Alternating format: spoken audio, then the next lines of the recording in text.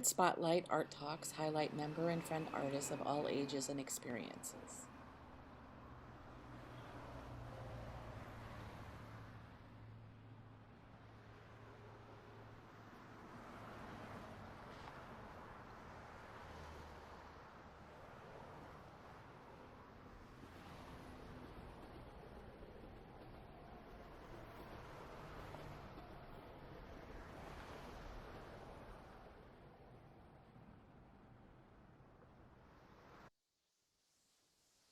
Hi, everyone. Welcome to AnySquared Spotlight. I'm Tracy Kostenbader, and I always forget to introduce myself. But this week, I'm really excited for Gretchen Hasse to be our art talk. She's a videographer. She's a visual artist. She's a comics artist. She's a writer and storyteller and a curator. Um, and I'm looking at my notes because there's so many things that Gretchen does that I have to remember what they are. But she's going to talk about all the things she's doing, and she's also the founder one of the founders of Agitator Gallery. It's a cooperative gallery that's run and created by artists. So welcome everyone who hasn't been on our spotlights. They're very informal talks that spotlight various artists in our community of AnySquared and our friends. So thank you. Yay. Go ahead, Gretchen. Okay, hello. Thanks everyone for coming.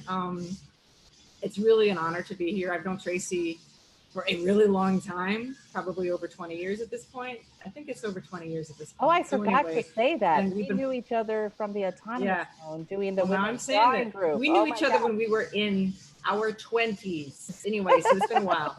So I just want to start out by saying that I am attired in a particular way tonight because I just want to shout out to independent artists. I'm wearing a jacket designed by Squeak Starzilla.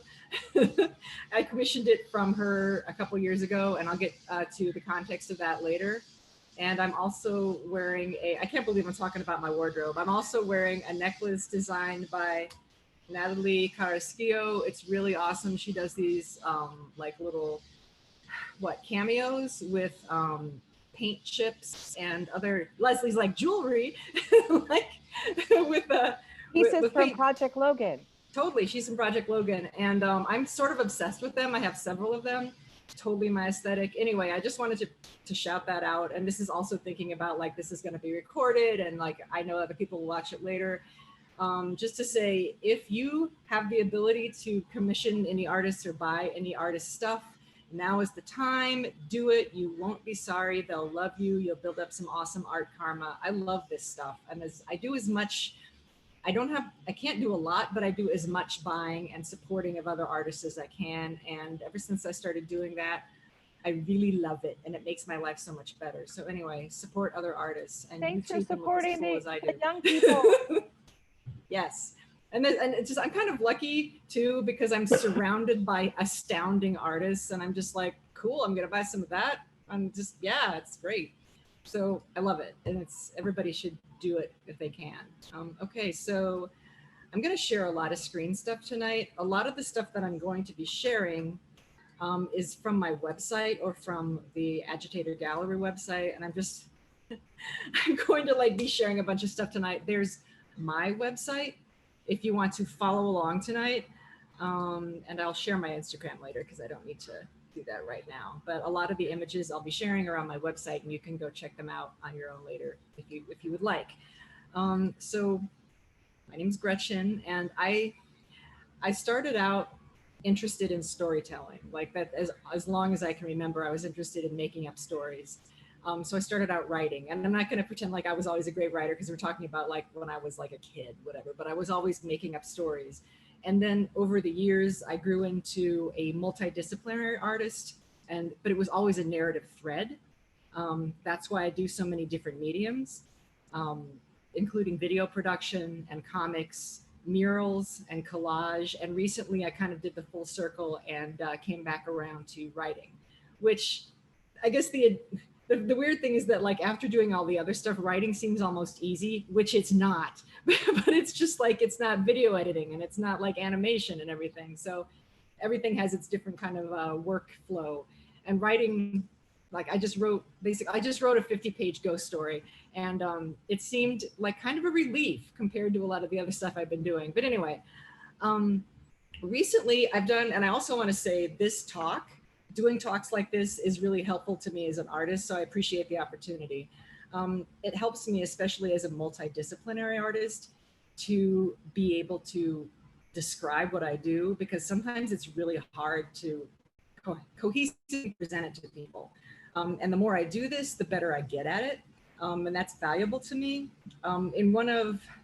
Actually, the first time I did this was with Helen from AnySquared. She asked me to do something for After School Matters, and that was a real help because I was explaining what I did to high school students, which is like, that was a challenge. They were awesome too, and that really helped out. And then another thing that I did recently was a talk about cross-platform. Yay! It was a talk about cross-platform promotion, whatever, to a class in Washington State. And one of the students there asked about being a multidisciplinary artist or a multi-medium artist. They're like, is there such a thing as doing too much? And my answer is like, that's a good question. I think there's such a thing as doing too much at once.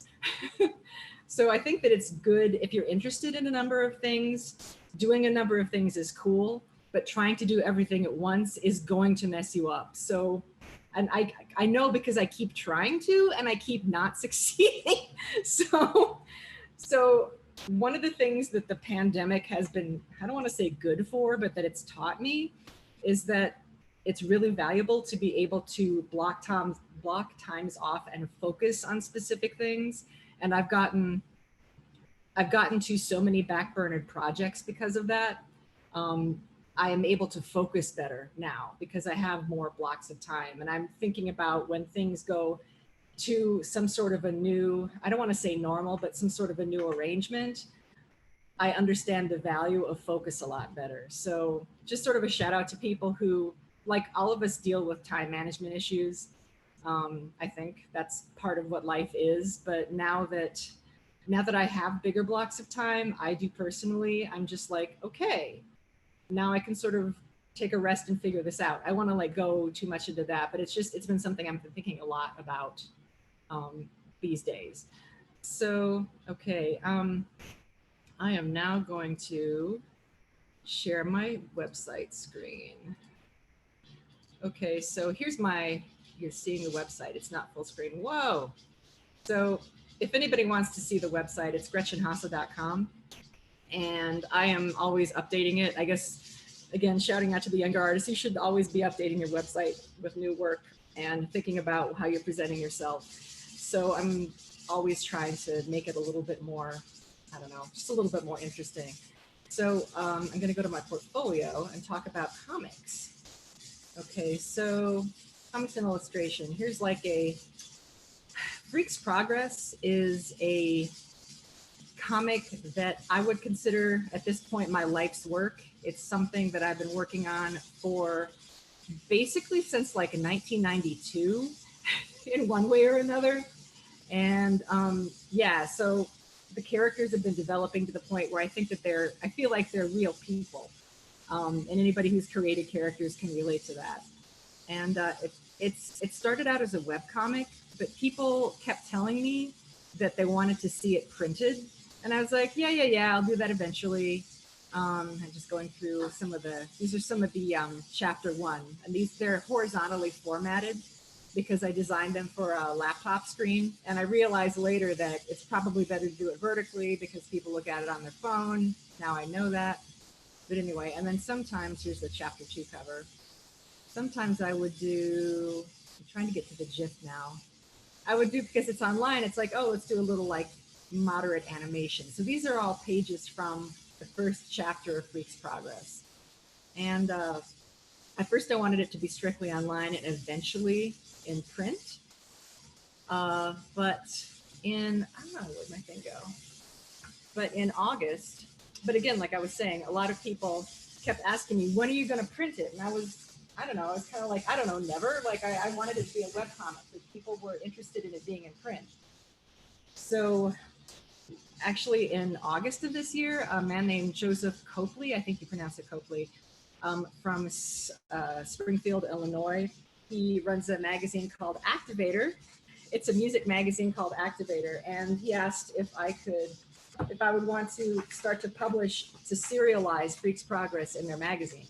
And I said, yes. So, well, here's like an artist focus they did. This is an interview with me. Yay, I have an interview with Activator magazine. And also Freaks Progress is now being published, printed in Activator magazine. So you should, which is awesome. It's actually one of the things that's another good idea is to have deadlines for yourself. Getting this together every month is a deadline for me. And I have a backlog of 2 chapters that I send him 2 pages every month. It's helping me format it. It's helping me get it out to a new audience. So this is a great deadline. And I don't know if he's going to be here eventually, but like, I'm really grateful that he reached out to me. They're even paying me a little, which is just like, what? So that's really awesome. But it's like it's a way for me to like reach a new audience. And it's also, I mean, I have to say, I'm really excited to see it in print. And they do a really good job too. Like this is glossy, but they usually do it matte and both are fine. But they do an amazing job. And I'm really excited about it. So anyway, so that's happening. And I'm really excited about that. Another thing for Freaks Progress, Kitty, is I was doing for a while and might do again these like small standalone mini comics. And Tracy helped me with the binding on this. It's like cardboard bound, and they're little tiny comics that are just like images of little stories that stand alone, that don't have to do with like if you know the characters, you know them, but like you don't have to know the characters for them. So these I was selling at a place called Armadillo's Pillow that's in Chicago. And these are another cute little thing to have. I haven't made a lot of these for a while because honestly, this is a lot of work, but people tend to like them. And I'm beginning to appreciate more lately the value of printed books. Yes, they're made out of cardboard and then they're like bound with thread. I don't know if you can see it, but it's just like, it takes a minute to put this together. But I have several titles, but people tend to like them, and they feel like they're like hardcover books, which people kind of dig. And this comic stuff has also led me to get some illustration work. I figured I'd just be like showing all this stuff on. Somebody named, what's her name? Kate Seldman reached out to me because my work was listed on a website as a woman illustrator. And she reached out to me. This is a collection called For Those About to Rock. And it's it's kind of a primer about rock and roll for young people. And there's like 50, there'll be in installments, and there's 50 artists in this. And she assigned me three of the musicians. Let me see if I can find. The first one was the Specials. So I illustrated the Specials. I did research too. It's just like, oh, look, they have the the checkerboard background. And then I did, and this is That's something great. I had to talk, thank you. Black Flag. So here's Black Flag. I feel like I'm reading on, everybody look at the illustration. And then I did Nirvana. So here's Nirvana. Anyway, so I got to do 3 illustrations in this printed book. And again, it's just like seeing stuff in print is really kind of nice. And I do so much digital stuff that it's nice to like feel and see these hardcover things. And like there's like 50 illustrators in here. So not only is she teaching young people about rock and roll, but she is giving work to freelance illustrators, which I really respect. And she's also introducing people to different artists. So I think she has done like a really amazing thing, and she's going to do future books too. And hopefully I'm hoping I can be involved in that. So anyway, do you have images in the book online? Is that what you're asking? I do have the images from the book and my website. Yes, I do. Natalia, yay, how's it going? Yeah, I do have, if you look in the illustration, the comics and illustration site, part of my website, I have those linked in there. I just wanted to show you the book because the book is really sexy and I'm pretty psyched about it. Okay, and another thing for comics, I like to take advantage of situations that I'm in that I always want to be like educated about stuff. I teach at St. Xavier University. I teach drawing one, and my classes tend to be mostly non-art majors. Like last semester, I had 17 nursing students. So I had a lot of still lives of like stethoscopes and stuff like that. And it was really interesting to see their take on art and their take on, anyway, it was a lot of emotional stuff because they were going through a lot of stuff, as you might imagine. And so it was a really interesting semester. But I also teach figure studies. And this year I'm teaching writing for artists, which is a class I designed. But anyway, last semester I audited a comics class with a man named Dan Doherty. He writes, I think he still writes a comic called Beardo. He's done a lot of comics work, and it was really cool to be in class with a professional and hear his take on like his experience in the industry. And the assignments, again, the assignments were a great deadline. So because of this class, am I talking too fast? I'm just gonna ask you this. I'm okay so far? Just Yeah, because, you're fine. That's how you're fine. Okay, good, thank you. I get, when you get nervous, you talk fast. Blah!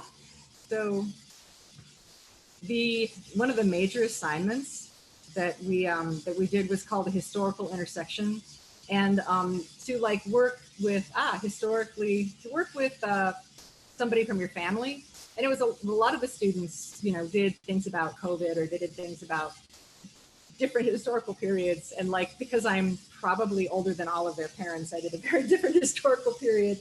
I worked with Camilo, who is my partner, and did a story about him because he was born in Havana, Cuba, and came to the States right around the time of the Cuban Revolution. His father moved their family here, and then he eventually became really involved in the Chicago punk scene. He was in a number of bands, including Naked Raygun, which is like the most famous one that everybody freaks out about. Like my teacher freaked out when he found out Camilo was a Naked Raygun. None of the students in the class knew who that was, and that was kind of funny. But anyway, so I did a standard sized comic called It Is Okay. It was kind of a shout out to Camilo's dad and all the difficult decisions he made, and just also him trying to understand what exactly punk rock was, because Camilo was all of a sudden involved in this stuff, and his dad's like, what? So anyway, so here's Camilo. This is actually a preview too. I haven't published this anywhere yet, so you get to see it for the first time. Drawing that image at the top, like it was interesting talking to Camilo too. Like he had told me a bunch of stories over the course of our relationship. We've been together for like 10 years. And just hearing him talk about like the frogs after a rainstorm, that was one thing he told me about. And then the story about the couple on the couch on top of a jacket is like a whole other story. I just sort of incorporated a lot of things he's told me over the years into this narrative. And we also went through Google Images to try and find, what did your house look like? Is this kind of what your house looked like? And we kind of got the idea of it. And for the record, the guy who is Camilo's partner here, who he talks to through most of it, is supposed to be Eric Spicer, the drummer, although it doesn't really look like him, but I've met him, and so I sort of focused in on him. So the narrative goes back and forth between Cuba and, 1977 Chicago, and things like Camilo riding around after the DDT truck, which is a thing they did, I guess the thing they did here too, which is just sort of such an older time and so bizarre to me and so dramatic. There was a story about, it wasn't actually Camilo's dad, it was somebody else who like took a machete and chopped a boa constrictor in half when Camilo was like a toddler and playing on the patio out in the back in Havana. And then whoever it was just like, yeah, we're just going to kill that boa constrictor. And it was just like this epic story, but it's just like, no, this is just, this is just what happens. And it's just like, oh my God. And it's also so punk rock. So anyway, then I brought in the whole Nazi punk thing. And the whole kind of thing about accepting people. And I mean, I don't want to give away too much of the story, but basically the crux of the story is that Camilo's father is extremely understanding and accepting of his son and what he does. And it's amazing. The story is kind of like a tribute to him, actually. So anyway, I will post it eventually so people can read it. But it was a really interesting experience I usually make up stories, and to be able to tell a story that is based on something that my partner's been telling me, just like his recollections of his youth. I was always super fascinated, and a lot of our early relationship had to do with like stories about Cuba that I'm just like, what was it like? How does this? And he remembers a lot about it too. Like it was a long time ago, but he has a really clear memory of a lot of things in Cuba. And it just, to me, it's fascinating. I mean, of course I want to know about him and his life. And then of course, then fast forward, the punk years are also really interesting. So that was really, and it gives us something to do during the pandemic. So we collaborated on it. But so yeah, it was a great experience to like work on that with him. So that's the most recent comic thing that I've done. And hopefully I'm hoping to publish that in print in Activator magazine too, which it's a music magazine, so it makes total sense too. All right, so now I'm gonna go show my screen again. Let's see. So again, I'm just like showing you what's on my website, so you can go and check this out if you want to. There's comics and illustration. I do murals too. And I've done several over the years. They tend to have a lot to do with my comics, but not all of them do. This is the first one I did called Displacement. And this was with, hey babe, could you turn that? Did you use headphones, babe? Oh, sorry. That's all good.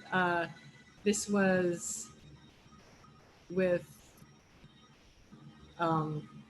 Project Logan, and it was through with Flash, and it was the first time that I painted on an actual wall, and it was a displacement with about Logan Square. Sorry, I'm really distracted. I'm getting my train of thought back. But yeah, this is the first time that I was able to paint on an actual wall. It was a big deal for me. Like I knew that I painted really slow. I don't use spray paint. So I wanted something to be really, I wanted it to be really simple. The idea was somebody being forced out of their home because of something like climate change or gentrification, which I thought was kind of appropriate in Logan Square. So that's the idea behind this. And it was different than what they usually have on that wall. So it was, I know that Flash wasn't really, I mean, he, supported it, but he was also like, what? And then he eventually put his name on it, which was cool, but it was just funny because it's like, okay. But there was supposed to be a lot of blank. graffiti artists. Yes, there's a lot of graffiti artists. I was like the brush paint artist.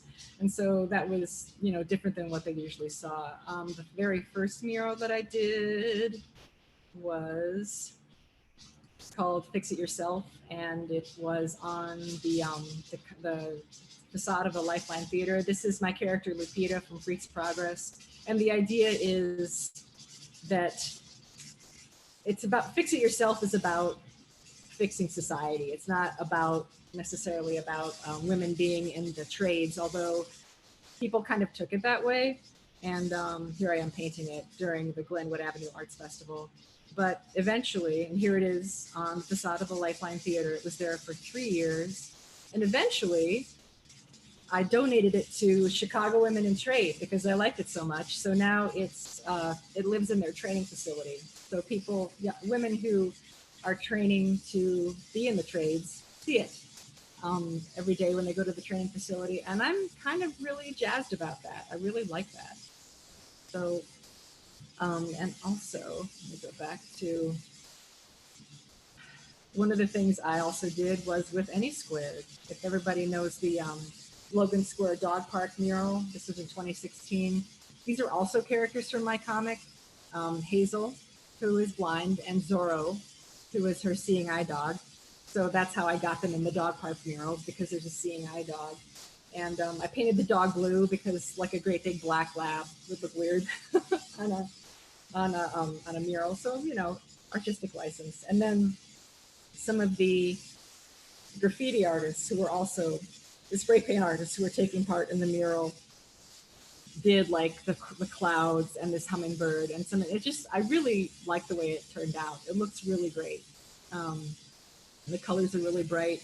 I think this is one of the best murals I've done, actually. The colors are really inviting and the composition is good. And it was also just a lot of fun to do. Like here I am doing my tracing the outline of it. And here I am painting it. That was just a lot of fun. And I know Tracy put a lot of work into the logistics for that. That mural is about a block long. Yeah, it's like, what is it, 300 feet long? Who knows? Every section is about 18 feet wide and there's 14 sections. Right. Yeah, so I should contextualize and there's a little it. space and there's a little space in between them. And we had 7 featured artists on that wall. There we go. There it is. Yeah. And there's a picture of Robert in the picture. Yes. Painting on our. So what we did is we had 7 featured artists making giant dogs, and Gretchen was one of them. Mm-hmm. I'm also on the wall. Makeba, who spoke a couple of weeks ago on AnySquared Spotlight, was on that wall. Flash is on that wall, who spoke in December. This was a giant community project. And Andrea's on that wall too. She did some Andrea's on dogs. Andrea's on that wall. Tati's on the wall. That's right. Yeah, a lot of people here on that wall. It's old. So what we did is we had a giant community effort. Like we scraped the wall with the community. We had these paint days with the community, but we also had artists who painted sections of the wall. So it was like non-artists and artists working together on this thing, and we had different places where people could color things in, but also just paint on the wall. People painted their own dogs. So if that sounds like an enormous amount of work, it's because it was. I think it's the biggest project that I worked with everyone in AnySquared on, and Gretchen was part of that. And if anybody, it's just I don't know, like I only had to paint the one painting, and that was hard enough, but like organizing it and like doing the paint scraping, like prepping the wall. When you do like mural commissions, usually the wall is prepped, well, it should be, is prepped for you. And so you did the professional thing. It's like you had the wall prepped and then paint again. The painting the thing is hard enough, but doing all the logistical work is bonkers, is just bonkers. Anyway, okay, just looking at it, yay. But so I really respect all the work that went into that, and it still looks really great. Like, I know probably a lot of us haven't been down there lately, but it's on There's a few chips on the wall and a little bit of bird poop. Sorry. Okay, it's gonna happen. It's gonna happen. That's something that's about public art, is it's as much public as it is art. So, the elements will happen. The next one that I'm going to show, and I'll try not to like get too involved.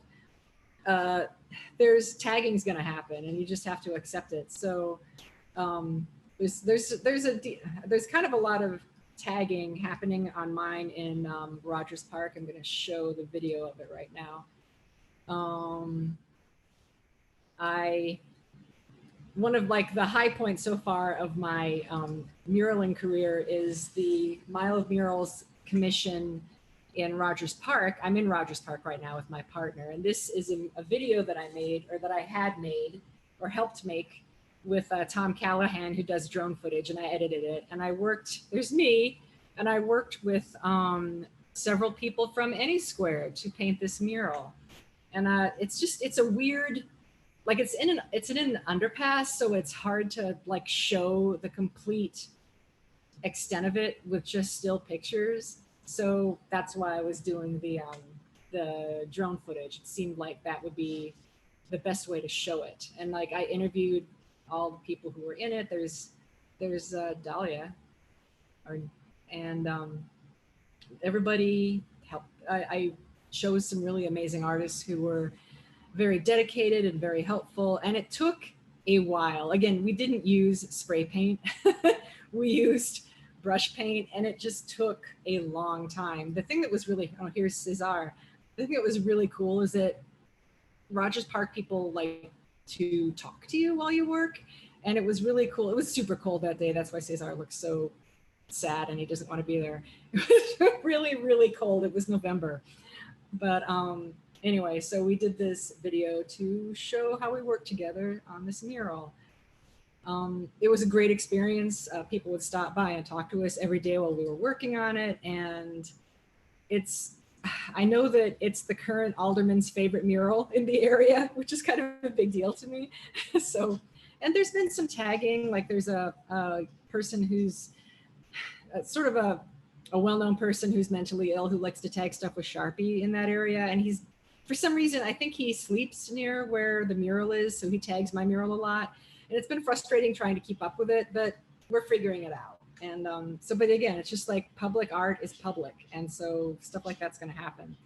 So that's been something that I've been dealing with, and I'm up here now. So when stuff gets warmer, I'm going to go and like fix it up a little bit. So anyway, should I take a breath? Yeah, take a breath.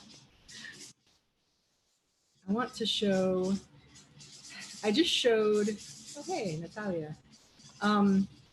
I just showed a video that I helped make for, or that I edited for the, for that video. And video is another thing that I do. I actually studied video production in grad school. I got a master's degree in it, and I've done it professionally for a while.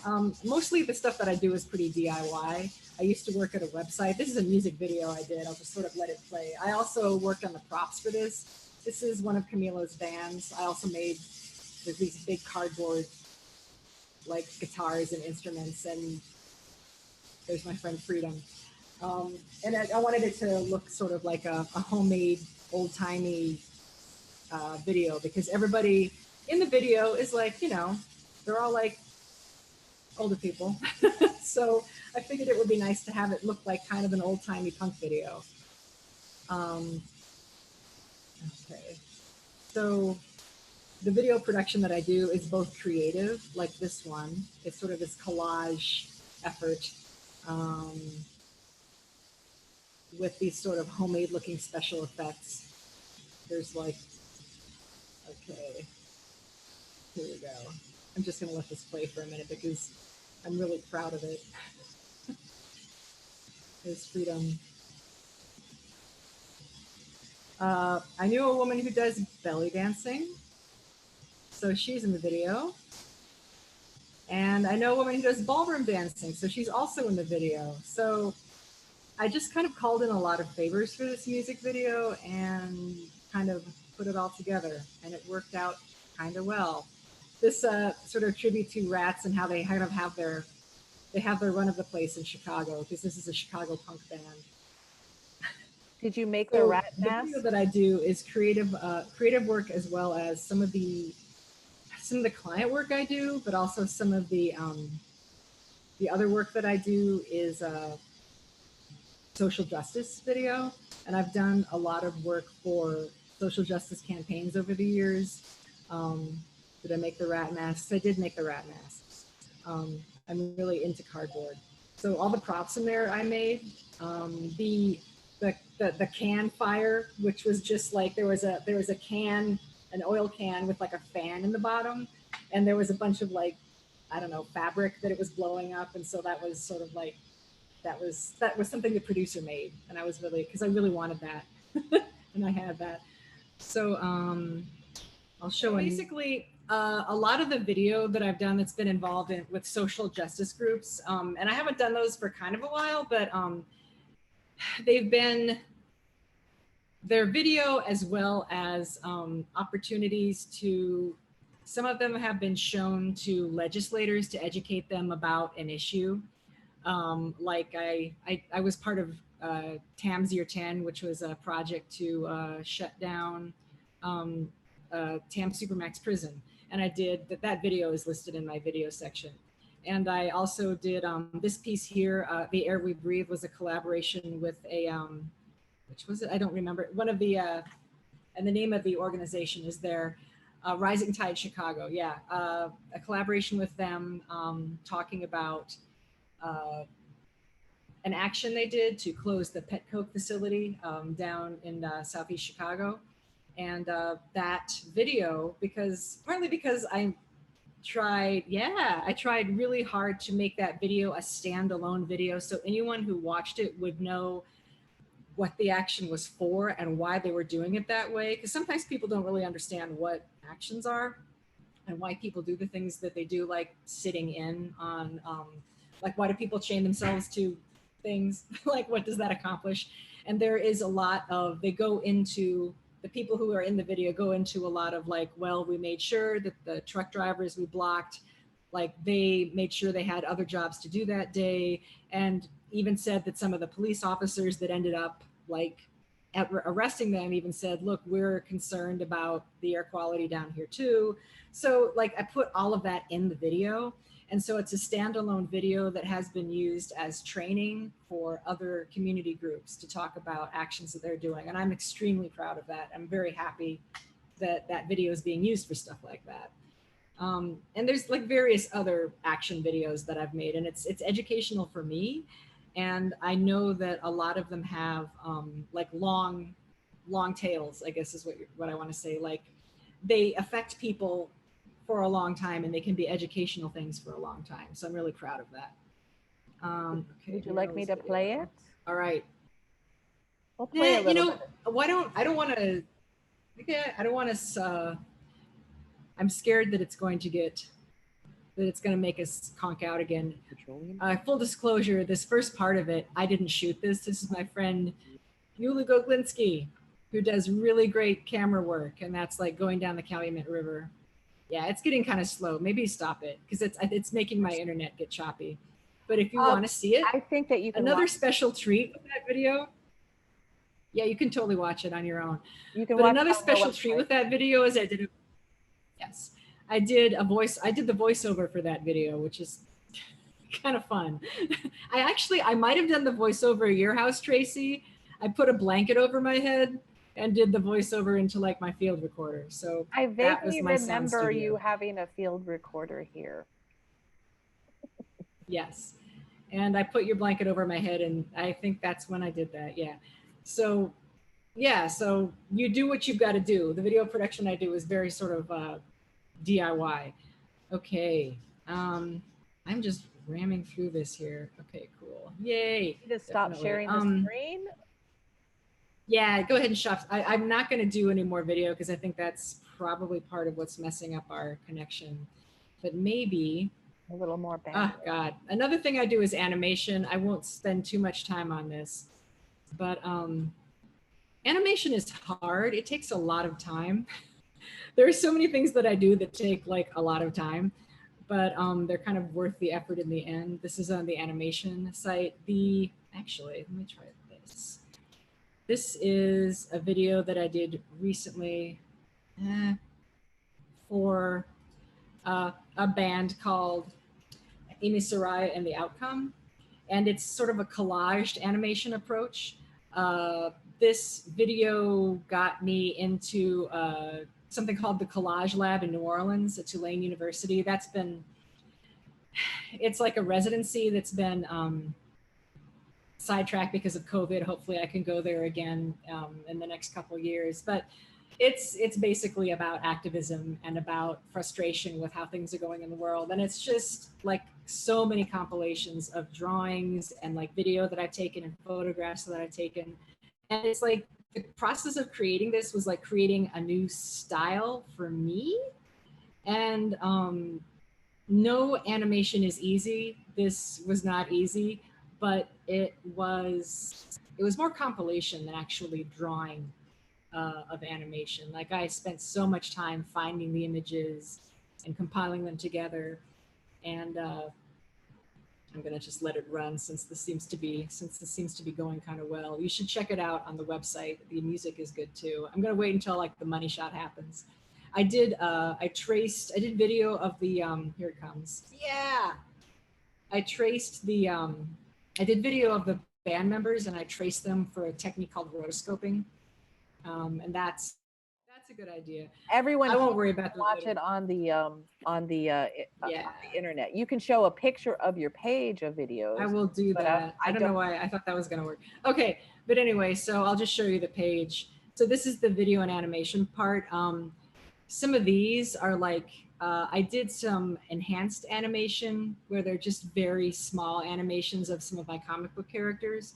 And when I posted those on social media, I ended up getting a job, some gigs, and that's what these are, for a site called Soundtrack Loops. I made some short animations for them to promote their music loops. So, hey, it got me a little money, which was kind of great. And I'm still working on that style.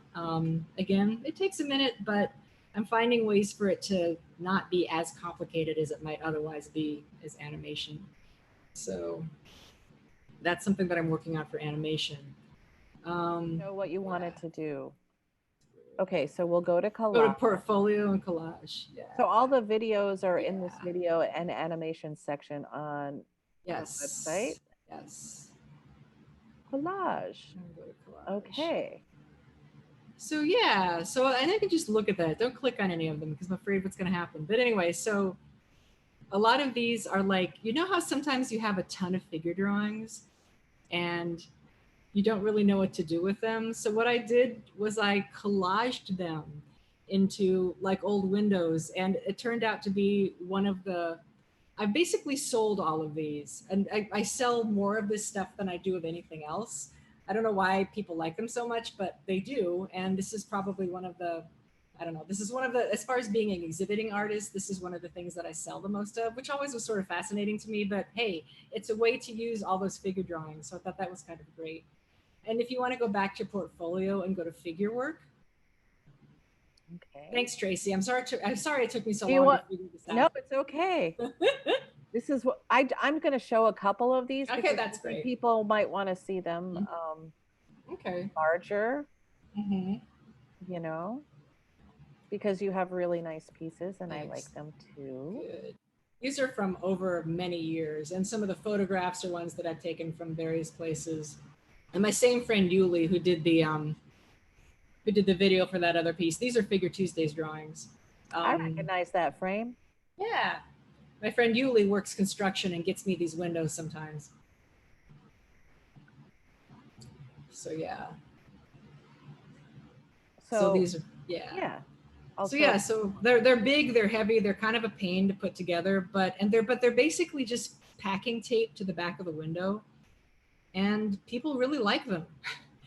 There's like cardboard and figure drawings and various other things that I've collaged together. So yeah. And that collage aesthetic kind of works into a lot of my other work too. So hey, maybe go to the portfolio. And what was the next one? Figure work, just briefly.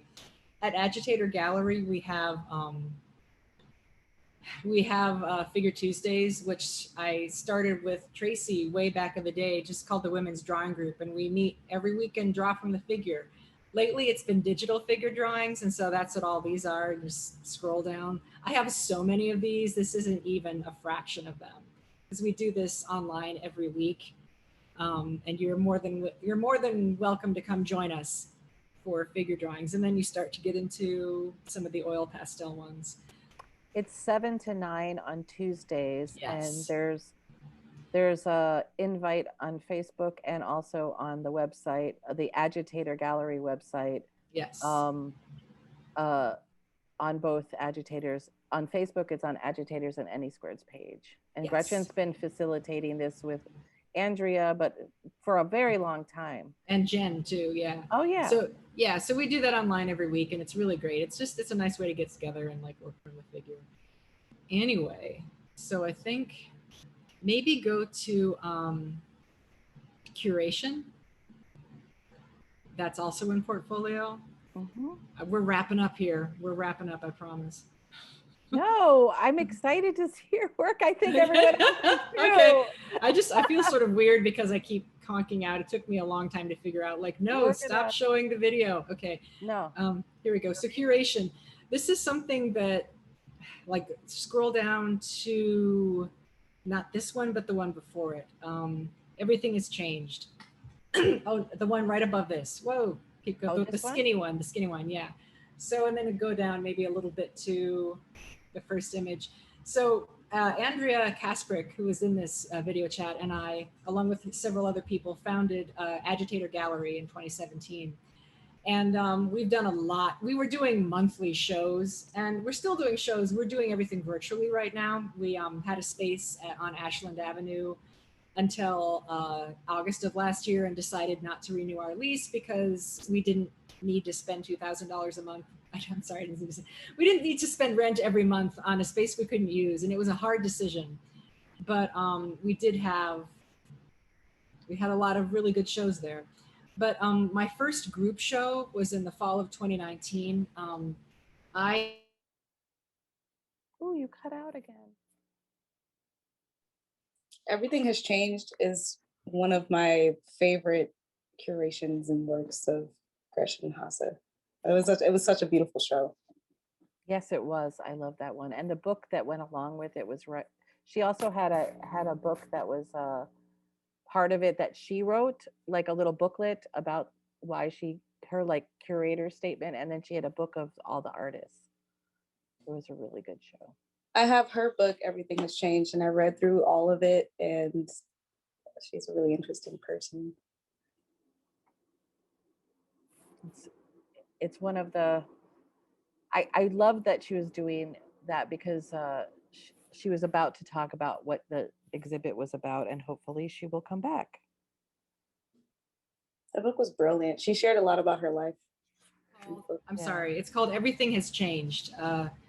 Everything Has Changed, Life-Altering Healthcare Experiences in 21st Century USA, because I like colons in my in my exhibit titles. But I've lived with rheumatoid arthritis since I was 15. It's a condition called juvenile rheumatoid arthritis. You know, you get it when you're a kid. So I've lived with the disease of the aged since I was a teenager. And that's just, it's affected the way I look at a lot of things. Anyway, there's a lot of things to say about that. And because of the healthcare system in this country, there was a lot of issues with me dealing with it after I went off of my parents' insurance. And a couple years ago, because of the Affordable Care Act, I was finally able to get 2 full knee replacements. As you can see at the top there, those are like x-rays, obviously. Like my doctors were involved with this exhibit too. It was kind of exciting. They were psyched about it. But it was life-changing in every sense of the word. And I can't emphasize that enough. Like when I finally had these surgeries, it was getting to the point where I could barely function. It was bad. It was really bad. And it was hard. So, and I was extremely happy to be able to solve that problem. Anyway, I don't want to go too much, but it was emotional and amazing. But I also realized that not everybody can navigate the ACA. It is not what we need. It is not universal health care. There are still a lot of issues. Anyway, so I did this show to talk about that with various people who had life-changing healthcare experiences. And I put the call out and got people, like over 20 people participating in it. If you go back a couple more to the people at the table, Tracy, one of my friends is named Andrew Slater. He's right there. That's him right there with the beard. He's a visually impaired sound artist, and he's great. Anyway, so Society of Visually Impaired Sound Artists played the opening, and it was really cool. Like he talked about being visually impaired. Like that was kind of part of the performance at the opening. And the opening, you can continue to go on. The opening was packed, and I know like everybody who was in the exhibit personally thanked me for putting the show together, because it allowed them to talk about some stuff that had been really hard to talk about for them. And it was like really, it was an honor to be able to facilitate that. At least one of the participants said that she had a very politically divided family, and the show allowed them to finally talk about some healthcare issues. And her family had never been to an art exhibit before. And I was just like, well, I did my job. So it was,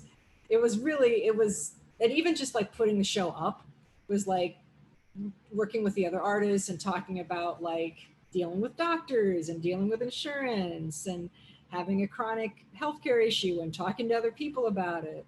Yeah, the walnuts were great. And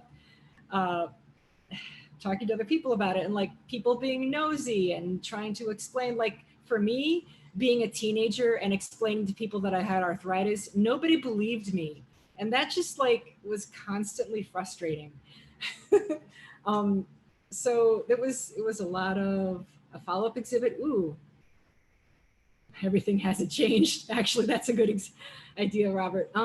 Actually, I'm right now hoping to put together an online exhibit of this piece, of this exhibit. I've got about half the artists on board so far. If you want to go, Tracy, yeah, I'll just keep going with this. There's a lot of really amazing work in this show. It was really, a wonderful show. It was really, and it was, yeah, it was just like a supreme honor to work with the artists and all in the show and just like hear their stories. And I was just like, you know what? I don't want to say I did a good job, but like you did. This is important work, and I'm really glad that it happened. So if you go back to curation, the next show, like group show, that's towards the bottom. It's that one. I'm sorry, right there. And then, okay, yeah, it's toward the bottom. It is actually, if you could go to the virtual gallery, link to the virtual gallery that's highlighted there, up at the top where it says. Oh, yeah. I'm sorry. Is this what you wanted? No, keep going. Go back to where you were. Thanks, Tracy, by the way. It says the last paragraph, it says virtual gallery. It's grayed out. Oh, yeah. So anyway. Agitator website. Yes, it's Agitator website. And because we're virtual now, we're doing a couple things. This is a group show that is online, which, I mean, it's not ideal. I don't like just being virtual, and I know that people get frustrated with it, but it's the best thing for us to do now. And this is, everything has changed, had 20 artists, 25 artists maybe. This has over 40 artists. There's a whole lot of artists in the show. And there's some writing, and some of the artists have done, as you see right there, there's, Pam's has a piece in this. There's artists reading their work, which is really awesome. I'm going to put the link in the chat. Yes. If you could go back to me, actually, let me. Where would you like to go back? Actually, now people can see me. It's also a book. Like we're doing not only virtual stuff, but it's a printed book. And oh, Juan Carlos is in it too. But like the book looks really great. This is done by Shutterfly, which is a place that usually does like wedding books and stuff. But anyway, they do a great job printing, and we were able to get a really good deal on printing these books. Like curating and art, as all of us know, is as much about logistics as it is about actually producing art, like with the murals and then with these books and everything. So figuring out how to print these books affordably and well is it's a thing. It was like a lot of effort, but it turned out really well too. And this is another thing where there was a lot of people, several people who didn't consider themselves artists. A friend of mine who's a nurse has a piece in this. A friend of mine, and the people who I know, some of them, who is raising an adult autistic son, and they collaborate on art pieces. And there's just a bunch of different stuff in the book about people doing what they can. It's called And Then, Stories About What Happens Next, about how people are making it through right now. Another thought of having a book was that I know that a lot of the way people are experiencing joy right now is getting stuff in the mail. So I figured like, oh, let's just mail stuff to people. And so that was part of doing that too.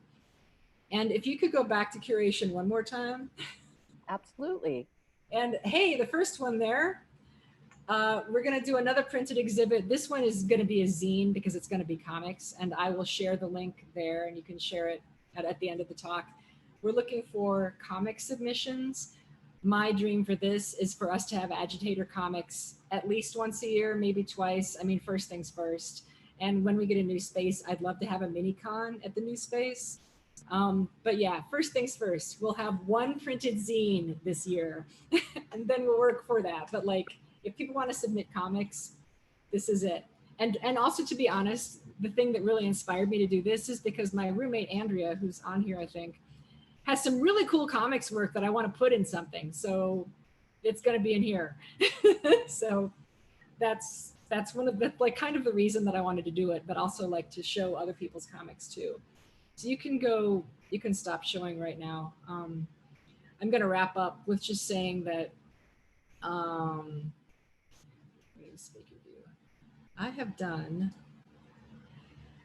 I'm still working on a bunch of stuff. I don't want to go through like necessarily all the stuff I'm working on. The next major thing is going to be working on that story I talked about, but also I'm going to start making robots this summer, and that's like a whole other story.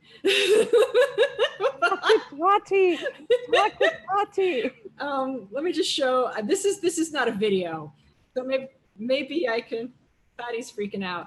Okay, so I have a friend from high school who actually works as a robotics engineer. Here's like an image of something that's kind of the aesthetic that I'm going for.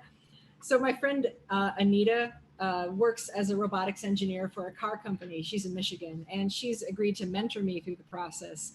And this is kind of the aesthetic I'm going for. Like this is really old. It's made out of Sculpey and found objects. And I want to make bigger than life-size robots that are kind of this aesthetic. And maybe are solar powered. Like I have no idea what I'm doing, but that's fine. I know people who do.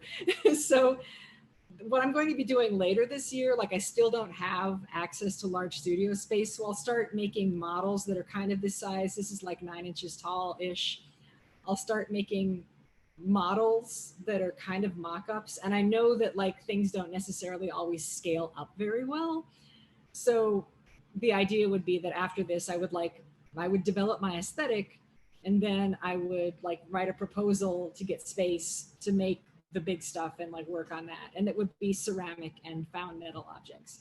Part of this is because I've wanted to do this for a long time, and also because I'm kind of done with the digital stuff for a while. I'm sort of sick of it. I want to make stuff that like could hurt me. I want to make stuff that's heavy. Anyway, so yeah, and then I'm writing, I don't know. Before I forget, I'm going to like share this. Everybody's like, Hazel robot, that's hilarious. Here's the call for entries for the comics. But okay, that was, yay. That's enough for now. So that's kind of like what I've been working on and what I am working on. And thanks for your patience with all of those conk outs and stuff. We'll cut them out of the final harsh. video. But you know what, Gretchen, Yes, okay. It's hard to show all the work that you've done in your life because you've done so many layers of things. So it's amazing. It is. You just kind of showed us a little nutshell of what you've been doing here and there. And but there's so much more, and I know there is. And it's such an exciting talk. And I think right now, whoever wants to ask questions, we're going to open it up for questions. Robert says he has several. Okay.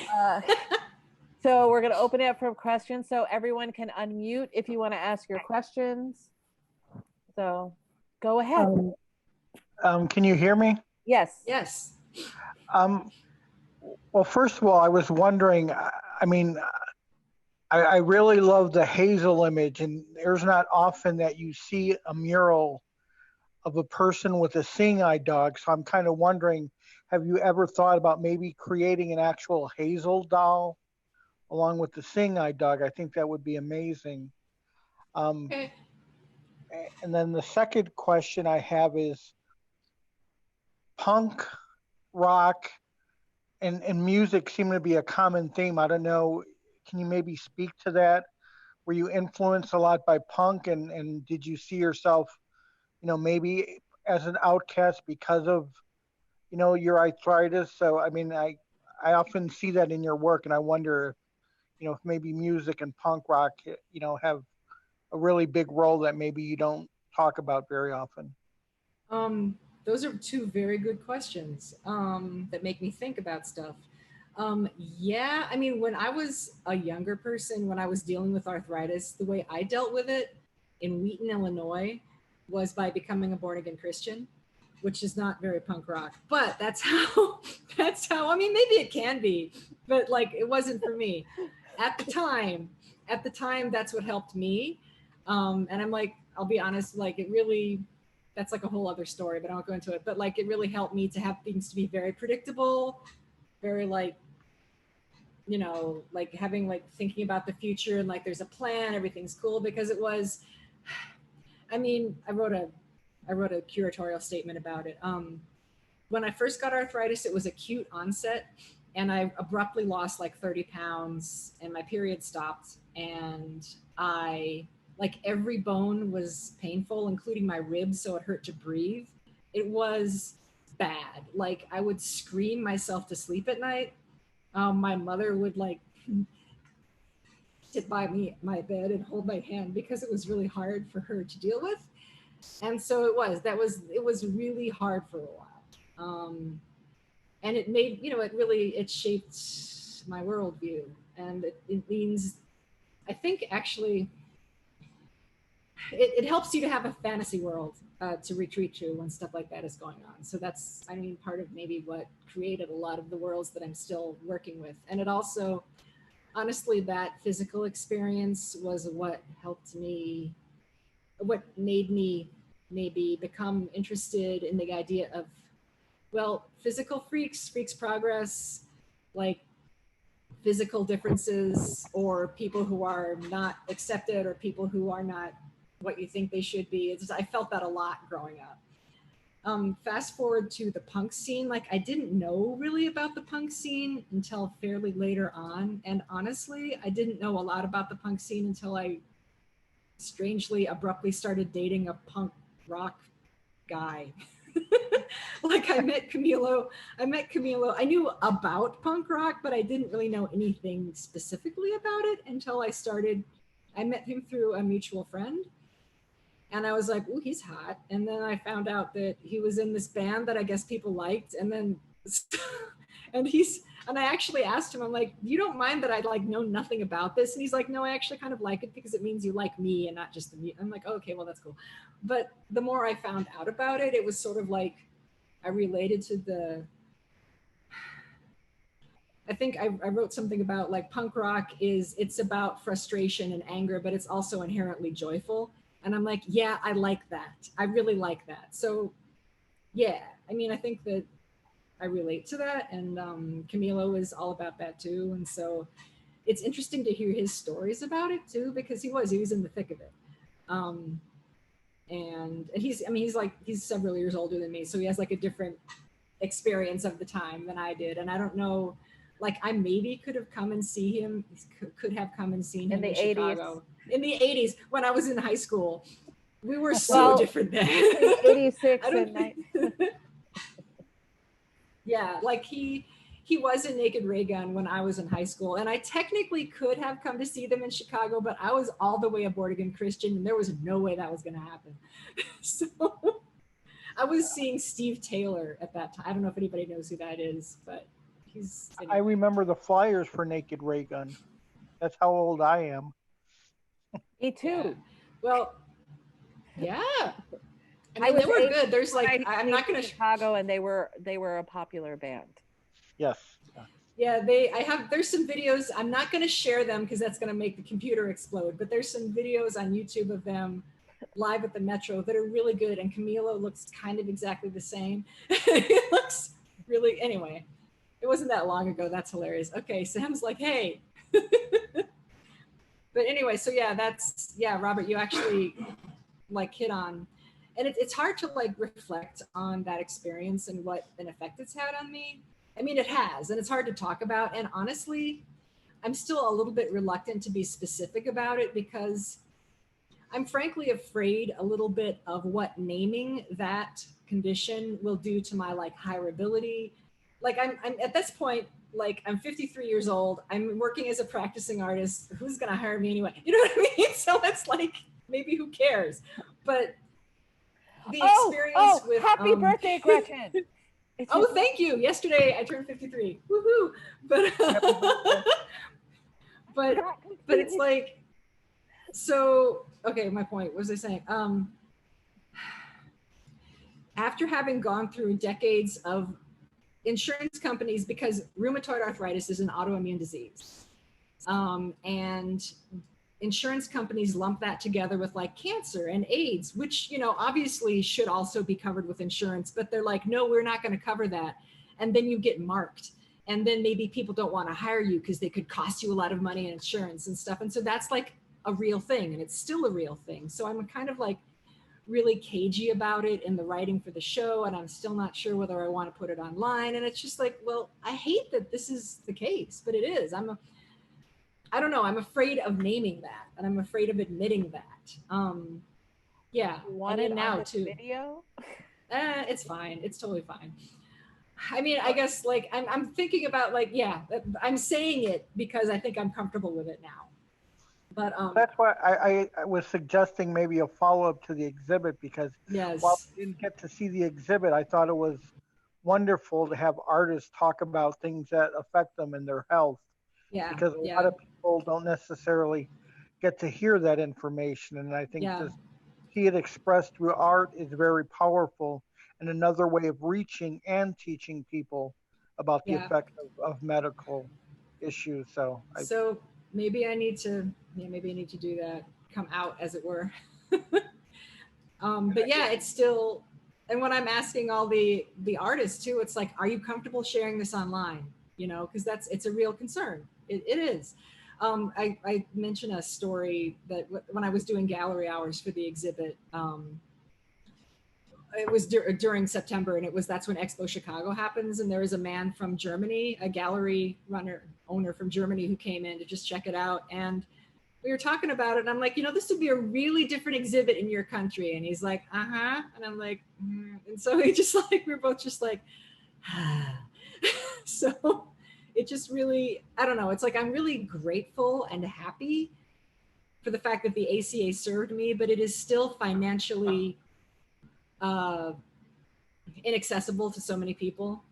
Really, one of the only reasons that I was able to get my surgeries done is because my mother passed away in 2016. She left me a certain amount of money that allowed me to be able to take time off from hustling to make a living and get 2 major surgeries and pay for all the out-of-pocket expenses that you still have to have, even if you're insured in this country. It was like 10 grand. Who has 10 grand lying? Nobody, except if your mother leaves you some money. So like, I was able to do all of that because my mom left me some money. And I was able also, because I was able to pay off my student loans with that money, to afford the $400 a month for the insurance, which again, who has that kind of money? Nobody, not artists. So yeah, the ACA allows you to get access to healthcare, but actually getting that healthcare is a whole other story. So anyway, that's like, I could preach about that for a while, but that's why like I really felt like I wanted to talk about that in this exhibit. But yeah, everything hasn't changed. Yeah, okay. That could totally work. Yeah, So but anyway, you I have appreciate you 2 new sharing that knees. story. yeah, no, the knees are huge. The knees are, yeah, I can't even talk enough about the knees, but that's not what this is about. I mean, not being able to, yeah, it was getting to the point where it's like, that's enough. Let's talk about something else. Anybody else have any questions? We can move on. Yeah. Does anyone else have any questions? Robert, did you have any more questions? Well, no, I was wondering if maybe she's going to do the Hazel doll. I think Oh, the Hazel doll and the Seeing Eye dog would be amazing. that would be cool.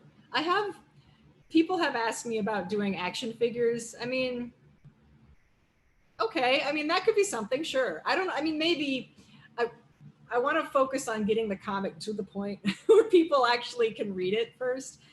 It's kind of my life's work. It's like it goes online, it goes offline. Getting it printed now, that'll be a thing. I'm thinking maybe a little Hazel would be a promo to go with the comic. I don't know, just thinking. I just know when I saw the mural and I see Hazel and the Seeing Eye dog. Everybody loves Hazel for some reason. Yeah, and it's an image that you don't see very often, and I think that's part of why it's so striking. Is it's an image you really don't see on walls very often. So Do you mean like maybe a plushie? I'm thinking about what Squeak does. Yeah, like maybe a little plushie. Okay, I'll think about that. It's just a thought, but I was looking at it and I'm like, Hazel would make such a nice little plushie. I go, that would be kind of cool. Okay, maybe that will work. Yeah, Natalia's like. Okay. So does anyone else have a question? Tati, I know you have a question. Well, I don't, honestly, I don't think I have many questions. I have many compliments. Okay. And if I can just gas you up for the All right, next that sounds great. 160 seconds. First of all, me and Tracy were talking, and we noticed that a lot of young women artists really look up to you. And I want you to know that. And it's really cool. I'm not going to cry. I'm not going to cry. But no, that means a lot to me. That really means a lot to me because sometimes we fucking love you, and the fact that you even like have a squeak jacket on, and you were just like, I got this from a local artist. I got this necklace from a local artist. I support my local artist. I'm a local artist. I was just like, get it. Thank you. Like, thank you for supporting us. And then after that, I read your Everything Has Changed, and sometimes so I still have the zine thing. Everything Has Changed, and sometimes I read it when I'm like at my lowest, and I'm just like, man, like this woman has been through so much, and it makes me feel good that you have actual human emotions. You're not afraid to be vulnerable to share them, because there was a lot of vulnerability. I'm not gonna cry. There's a lot of vulnerability that you shared with like being angry and being upset and being just like, oh fuck, but still like producing all of these things. Professor Hasse. My students call me professor, and I'm like, who? Just like anyway. Okay. Also, you look radiant. I love your hair. It grew a little bit. Looks cool. I did not know you were a videographer. This is the first time I'm hearing about it. Okay. When you cut off in the video, we were talking a little bit. Several times. I don't think people knew that she was a videographer. I was like, I never knew. And your work is really cool. And you designed the props. That's great. You are amazing, and I am one of your hugest fans. And that's all I have. I don't have many questions. Thank you, Tati. Like it means a lot to me that young, awesome artists like me. So that's cool. Yeah, especially lady artists. Like excellent. Yeah, totally. We all love you. Yes. Thank you. Thanks for saying that. I appreciate it. I've got a question. Yes, Andrea. I think I know the answer, but just for the sake of talking about it, okay. I'm interested to hear you discuss what do you think is the relation for you, your perspective on the world of fine art represented by Agitator Gallery and a wider popular audience. And I mean, the art world, the fine art world is known to be sort of snobby, snooty, exclusionary. And Agitator, as we know, or maybe not everyone knows, is meant to sort of oppose that position of the art world vis-a-vis the general population. Could you talk about that a bit? And your own art too? Yeah, I mean, that was actually something that I sort of wrote in my long script, is the idea of, I think all of us have had the experience of trying to get into certain like clubs meaning like maybe galleries or movements or like whatever, and not being able to quite do it. So it's like at a certain point, you just got to make your own club. And not to be exclusionary, like I don't think we're not about being exclusionary, but it's about like, what if we platform people? And that's what AnySquared does too, obviously. Like this is because of AnySquared. And Agitator is also about like, I mean, there's always going to be groups of people and stuff, but Agitator is about with the group exhibits that I've been doing, like the really big group exhibits where it's like, I'm very specifically looking not only for people who are established artists, but also people like my friend who's a nurse. And I'm just like she's been coming to Figure Tuesdays and I'm like, you should submit something. And she's like, really? I'm like, no, yeah, really, you should. And her piece is great. So it's like to sort of give a platform to people's expression and to be like, no, this is also valid. And this is on the wall right next to, you know, something that you wouldn't necessarily, it's on the wall right next to so-and-so who's been in like XYZ gallery or whatever. And I like that. And I like bringing people into the conversation, not only to see the art, but to like make the art and put it on the wall. And that's like, it's really cool to see people who haven't done that before be able to do it and be able to talk about it and be able to show their friends that they've been doing it. And also it like having more people involved in that way, gets us more cred as a gallery too, because people really support that. If we support them, they support us back. Is that answering your question? There is. It's I mean, just- it's an open question. There's It's no. one of Yeah. the reasons why I love Agitator Gallery, and one of the Yeah. kind of philosophies, the basic philosophy of AnySquared is people are welcome. Yeah, totally. And we still do a good job, and we still do a lot of things. Yeah, We have exactly. It's more not like, experienced artists with less experienced artists. yeah, and it's more interesting conversations that happen that way too, to be totally honest, I think. I mean, we can get as esoteric as we want to if we want to, but mostly we don't want to. But yeah, it's like you have people who like did the whole grad school thing or whatever, but then you also have like people who didn't and who still do art, and it's great. So yeah, that's kind of I the didn't do philosophy grad that we school. have, and I think Go ahead. sorry, yeah, not all of us did grad school. For me, grad school was kind of an undergrad do-over because it's like, yeah. So my sense is you see Agitator Gallery, AnySquared as an extension of your own sort of personal vision for your art, what you can do at those spaces. It's online. Okay, sounds good. Anyway, Okay. Go ahead, Gretchen. yes, I don't know. Anybody else has any questions? I appreciate everybody staying online for all the shenanigans. I wanted to know about the robots more. So you said that you wanted to do them like solar panel or solar powered. Like, do you want them to move or walk? The overall idea, the initial idea started out. I wanted to make trash robots. I mean, we saw the video with like the cardboard props, and I like the idea. I did puppetry for a while. That's one of the reasons I want to see the guy who does puppets. Another thing no one knows. Yeah, but that was like a long time ago. I did like one show with Red Moon, like back when they were Red Moon. But anyway, and it's amazing to me. It's this whole theater thing that I'm not part of, and just like making stuff that works, like physically making stuff. And the fact that it's sort of like made up, and it's kind of like animation, only live animation. Yeah, it's like stop motion or something. But anyway, the way it looked. Kind of, yeah. Yeah, the little like one. It's that. like, But yes. But I wanted to do, like, my thought is something that would be called sleeping giants. Yes, Red Moon was amazing. The idea being that we are waking up like some long dormant things, like in the planet, in our society, everything. Although at this point they're not sleeping anymore, they're kind of woken up. But that was sort of like the concept a while ago. But I wanted to have big things, like more than life-size kind of creatures. My inspiration would be something like, if you've seen those big hairy monsters that are usually like from, I think it's Sweden, and they have like big horns and they're hairy, kind of that aesthetic, only maybe more like built out of weird metal stuff and everything. I just like the idea of having our own trash move and do things and come and get us. yeah. But it would be something, it would be something that would be like an installation in the woods or in the city or whatever.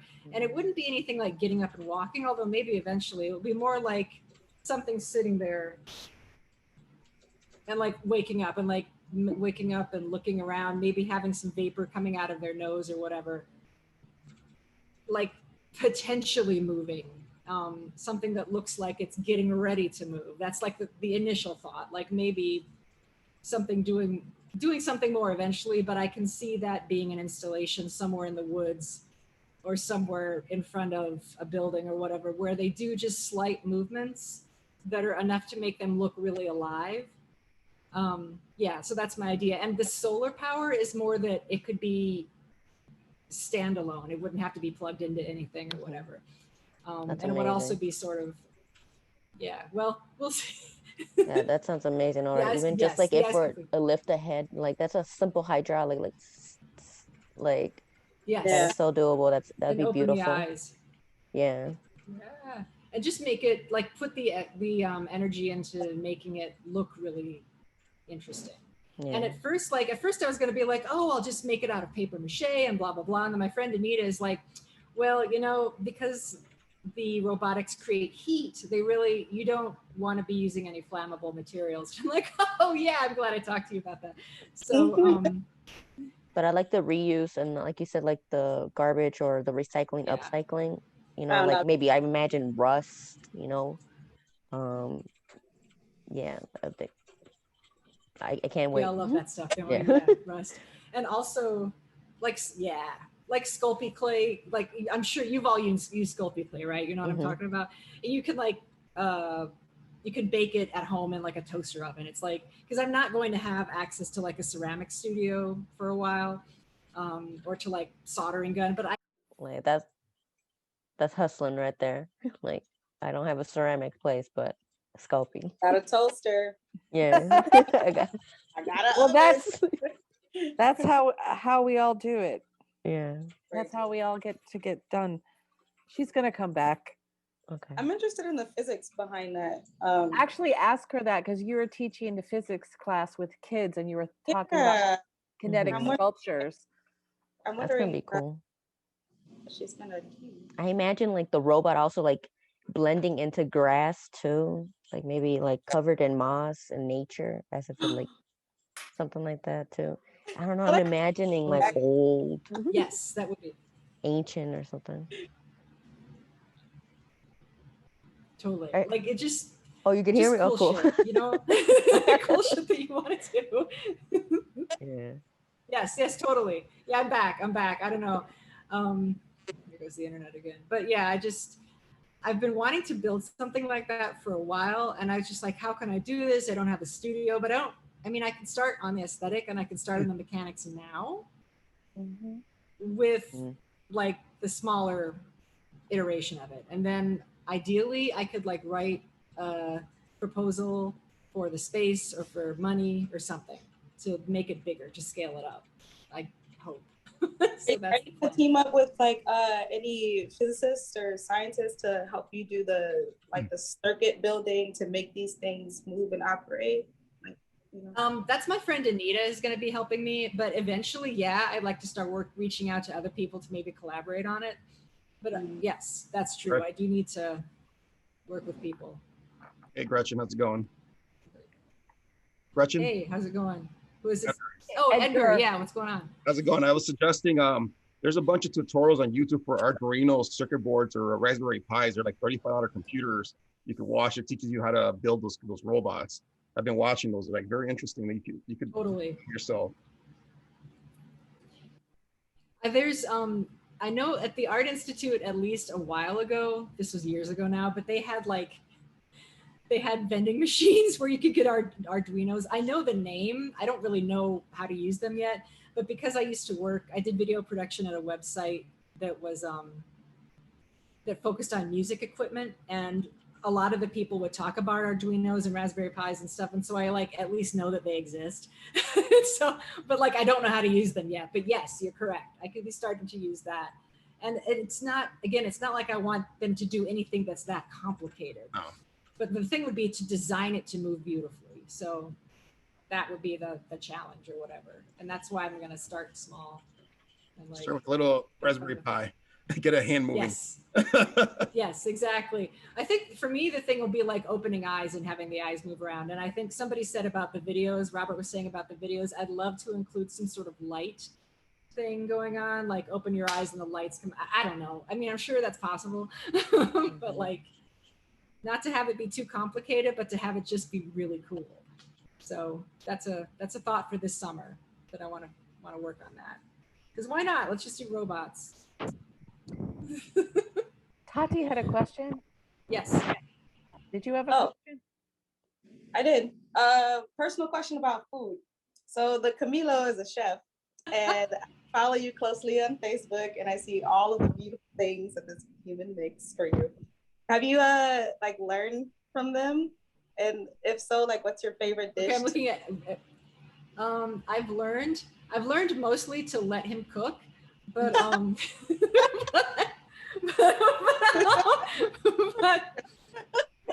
Edgar's got a sculpture he's going to share with us. That is a full robot right there. That is nice. Yeah, seriously. But I've learned about bread making. He's super picky about bread making.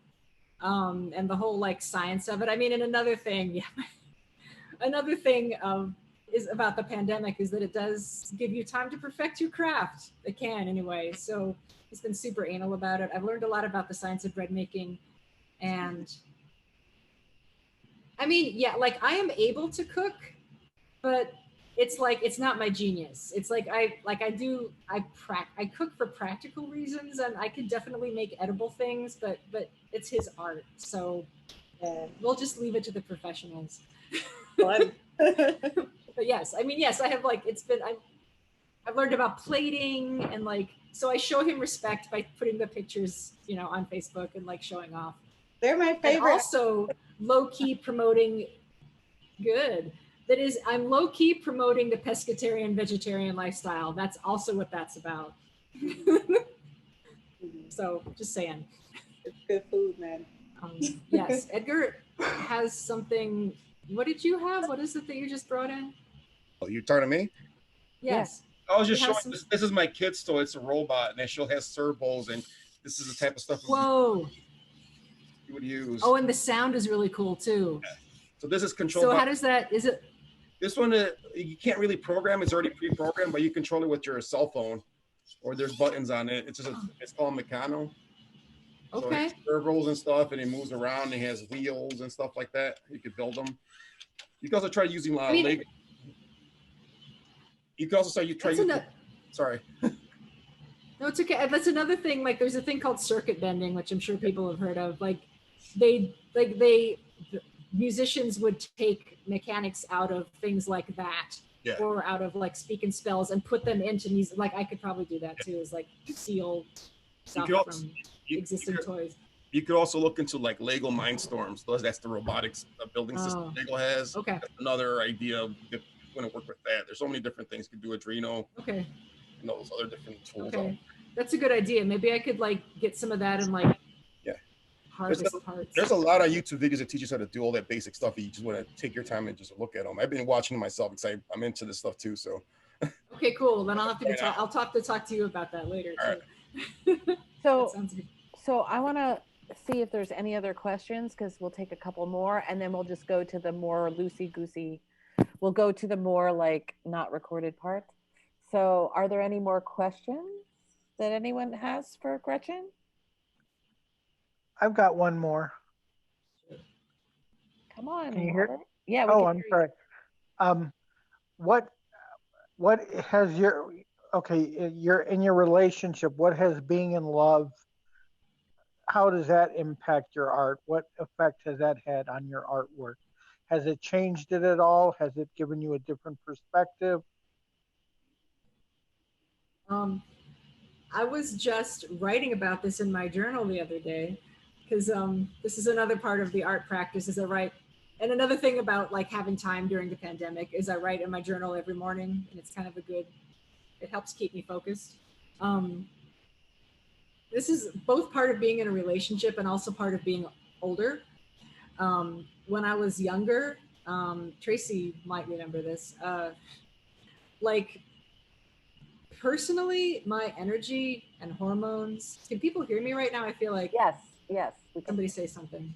Okay, good. Because people are frozen, but because I'm starting to like talk about my hormones, but like my energy and hormones, it was like it was spraying all over the place like a garden hose. It was so hard. That's the good part. I know, spraying like a garden hose, and then that's it. I'm like, oh my God, I'm hanging on my seat. Okay, hold on. So my hormones, bye.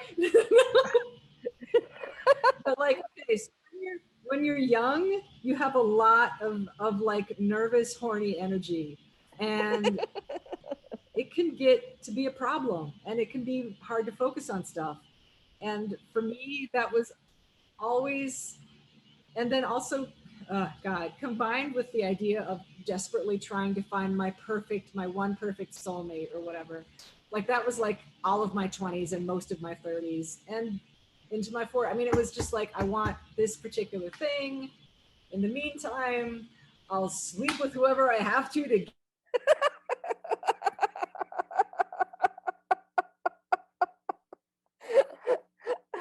You cut out again. keeps cutting off at the best times. It's not even right. I know I'm like spraying like a This is gonna garden be a hose, bit- and then I'm yeah. Are you there, Gretchen? Come back. I went to the bathroom and came back, and all I heard was a horniness, though. And I was like, It was your question. It was pretty much It keeps coming. It keeps cutting out at the worst time. I know. but like I would write and talk and think about this a lot because it's hard to focus. Like when I was younger, it was really hard to focus on stuff because I was spending way too much time being like desperately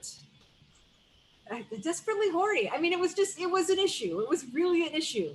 And like wanting to be in a relationship and wanting to have that kind of like direct care and physical care because I was still sort of like weirded out by feeling deformed and wrong and like diseased and all that stuff. So like I think that like having a lot of like serial like screwing around a lot was my way of proving something to myself. I mean, I don't know. I'm saying it that way. I don't want to judge people who, hey, kitty, like you do what you need to do at whatever point in your life. And so that's what worked for me at the time. But it was just, I had a lot of that kind of energy that made it hard for me to focus on art. And I did art, but it was always like hard to make a lot of it and then be productive and be consistent. And it's one of the reasons I think that I wasn't more productive and more like known when I was younger. Like, I don't know. It was just, I spent a lot of time thinking about relationships and that kind of thing and being lovesick anyway. But then being with Camilo and also being older, I have a lot more focus now, like so much more focus. I used to say that I wished I could take my heart out and put it on the shelf and get it back when I needed it. And I don't do that now, but I do feel like it's behaving itself. And I'm not like, again, it's not like spraying all over like a garden hose. I thought that was a good metaphor. oh, That's just like, it was just, I don't know. It was a problem for a while. but yeah, I don't know. Did that answer your question? It's life. It's life. Yeah.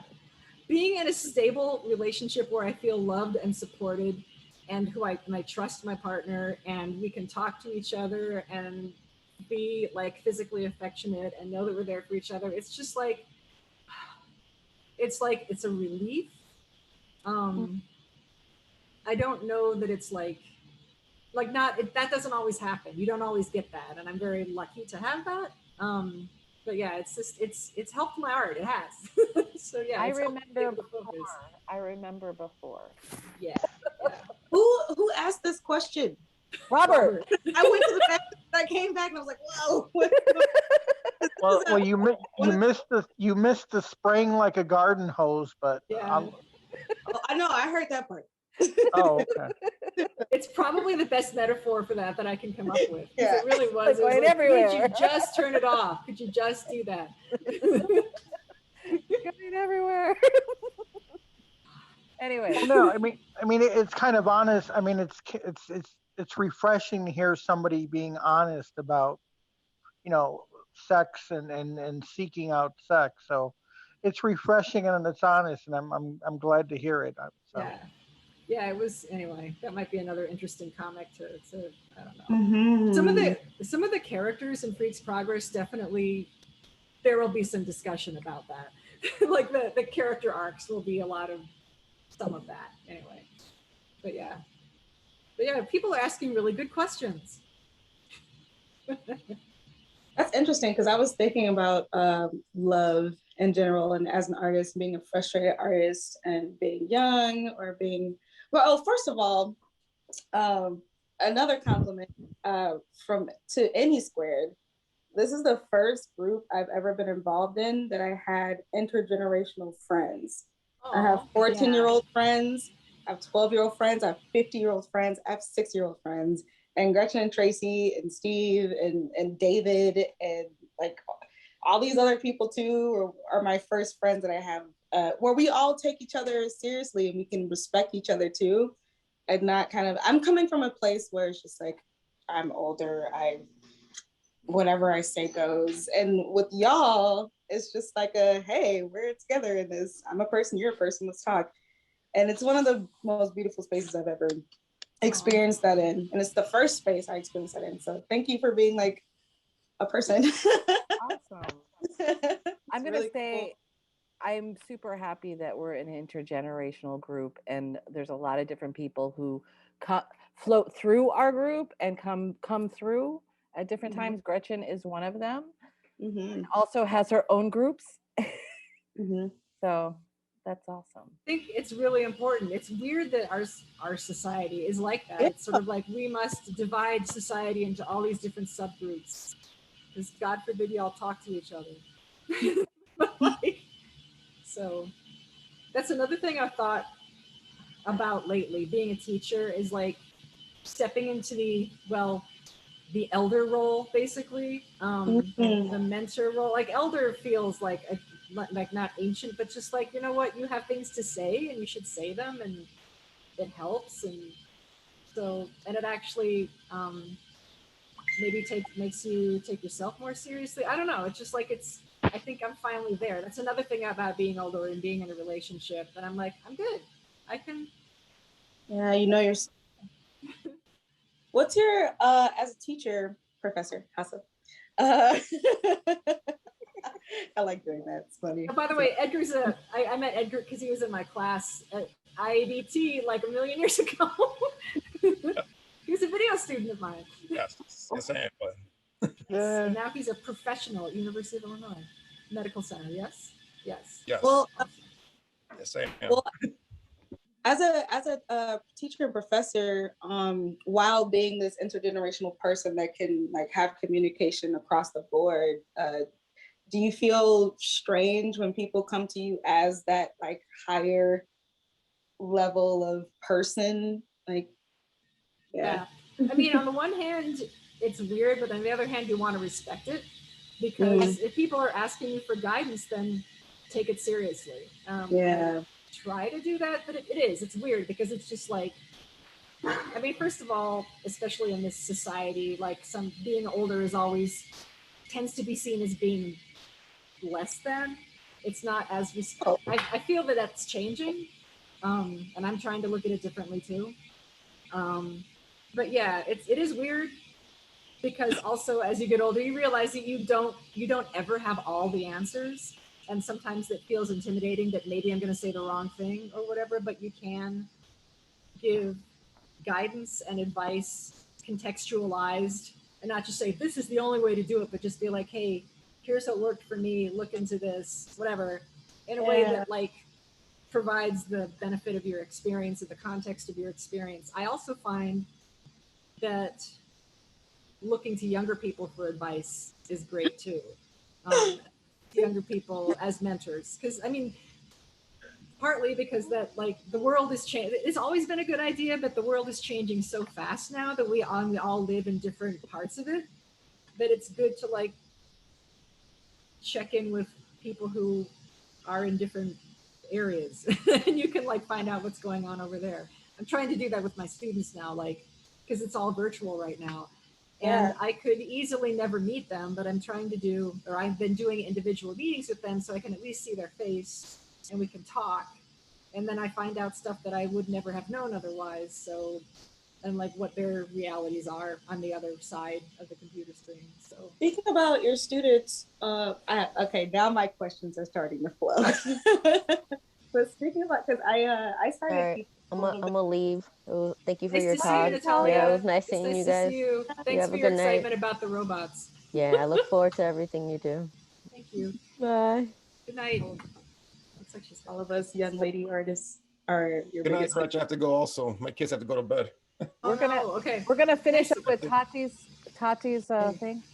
And then, nice to see you. Thanks, Edgar. It's nice to see you. Take Nice care to of see your you too. kids. All right, thank you. Good night. Good night.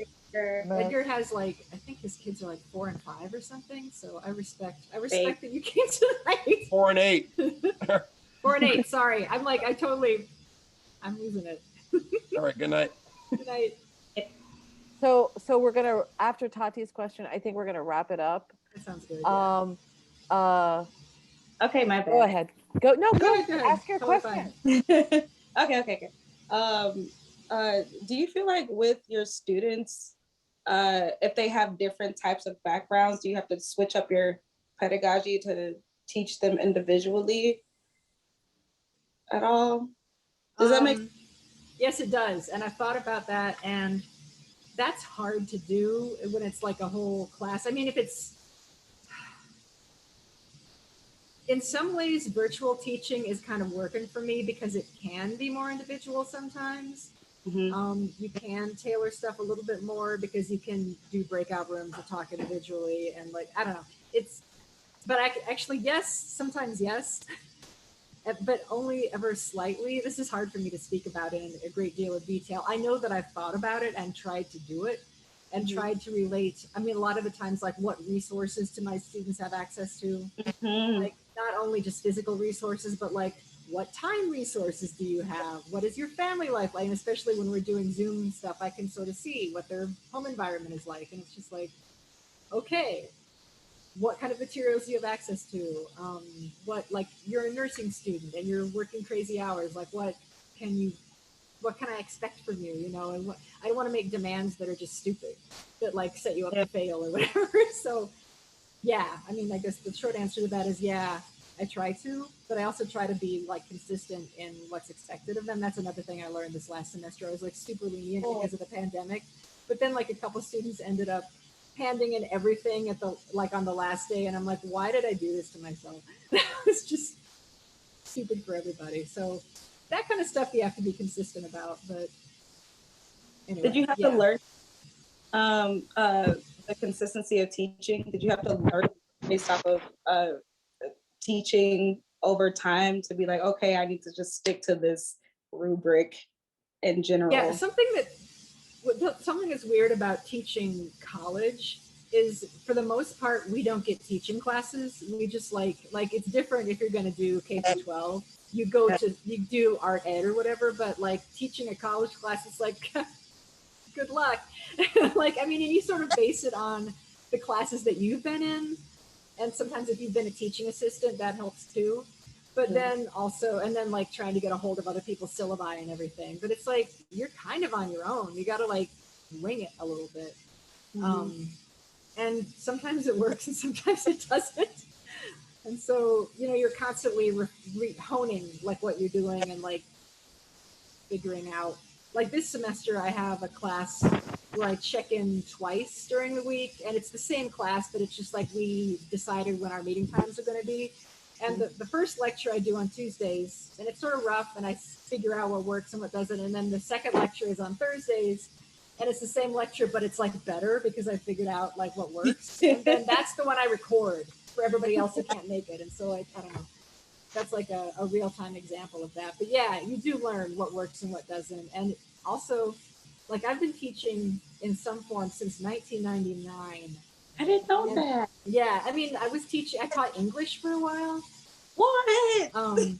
English composition at St. Augustine College, and I remember that. Yeah, oh my God, I my forgot students about that. were like, some of them were like 20 years older than me, and like they were from all over the world. And anyway, so it was kind of crazy, like trying to teach people from so many different cultures and so many different levels of English. Anyway, so I've been teaching since 1999, not consistently, but I mean, like there were years when I didn't. But like the student populations change from school to school, generationally, you know, like they're different. And so you of course have to update your teaching, your pedagogy mode, not only according to topic, because obviously I'm teaching video production differently than I teach English composition, For sure. but also the way that people pay attention, people's life experiences are different. Just things change. And so you've got to constantly, and what people expect of a class experience changes. So all of that changes over time. So you're constantly having to refine it. So, yeah. One more question. I promise I'll shut up. I know, you don't have to shut up. Welcome to this question. As a teacher, how does I feel like you have a crazy enigmatic personality. You've done so much work. You're like, what? Me? A crazy what personality? Enigmatic. Like Enigmatic. Okay. Yeah, you attract people. People love you. And so I'm thinking like, how does one as a teacher put their personality into a lesson plan to make it more engaging with students? And more specifically, how do you, do that if you do? I don't know.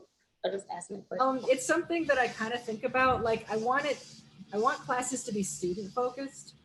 I've definitely been in classes where it was sort of a cult of personality, where it's like you take the teacher because they're fascinating, but it's basically them acting. And sometimes that works, but that's not how I mean, sometimes I feel myself sliding into that. Like when I'm feeling nervous or unprepared, I try to be charming or whatever, but like, it's not, it's not really, to me, that's not, I don't know. Yeah. I've definitely been in like, let's see. These are really good questions, Tati. It's making me think about a lot of stuff. Okay. I had like a teacher, like a lecture class. Sometimes if it's like a big lecture class, you do kind of need to be like a rock star or whatever.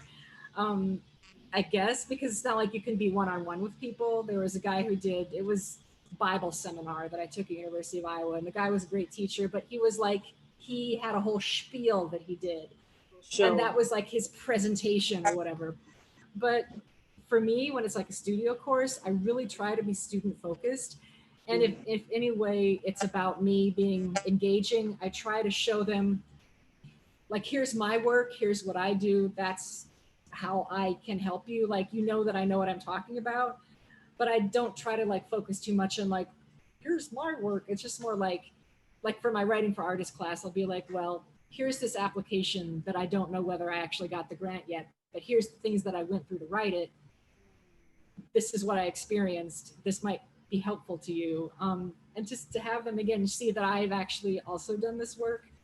And hopefully be real. Yeah. Person. Yeah.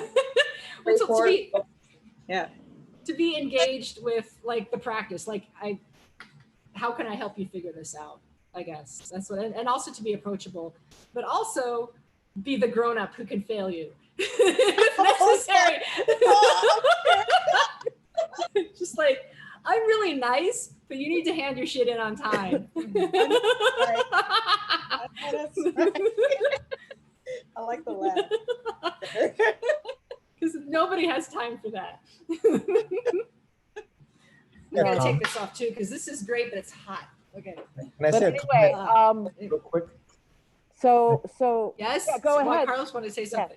Yeah. No, I just want to say that I've been very privileged to have known Gretchen for a while, and just have snippets of her throughout the year where we've talked, and she's shared with me throughout the past 21 years different little projects that she's working on, and she'll show me examples. And I think like Tatiana, like you said, Gretchen is a very very multifaceted artist. I mean, she's not one-dimensional, two-dimensional, she's multi-dimensional, right? And so you see that in her work throughout all these years, right? It's nothing that conforms to that modern art, contemporary high art narrative or point of view, right? Gretchen has always been Gretchen when you speak to her, when you talk to her. And I'm assuming that's probably how she teaches, right? When someone is relatable, someone's not trying to teach or trying to be an artist, Gretchen is being Gretchen, and people get that, and so I just want to say that you look at all this. I've heard from all these different little projects throughout the years that you were working on. You showed me images, and some completed, some were on the works, and it's interesting to see them all together.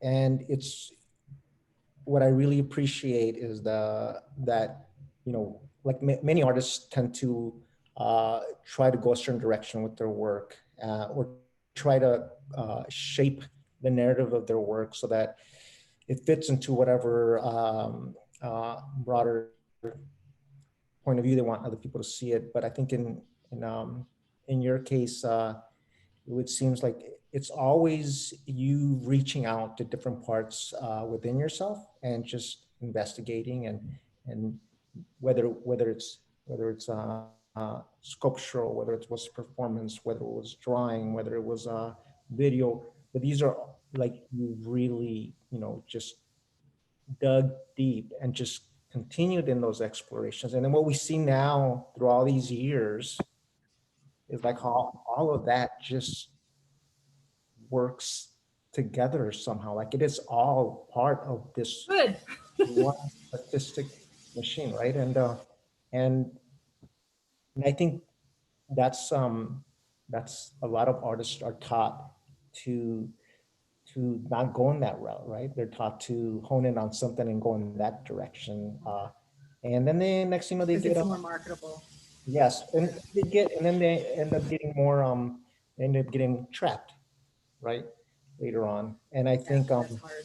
I think you're as an artist, as a person, I mean, I don't like to use the word example, but I mean, you're someone that people can look at the the whole body of work that doesn't fit into one particular type of art, right? But it's very much an artistic document of who you are, right? And the many facets that encompasses you, right? And I think that's very inspirational, right? And I hope that I know that a lot of younger artists, when they see that, they know that, yeah, you know what, there's no boundaries to being an artist. So I appreciate that from you. Oh, thank you, That's Carlos. such point, Juan Carlos, because so many of my colleagues and even older folks in the street art game in Chicago, I think that everybody thinks that they need to have a character or a reproduced genre of work that is just slapped on every wall to be successful. And for me, Gretchen, I love you for this. Being a multifaceted person is really important to me, and I don't want to be branded. I am not going to do that. Speaking about myself personally, but I think folks should, step outside of the box and explore different things, different genres, and create in other mediums. I think that's really important, and like you said, I'm glad that Gretchen does that.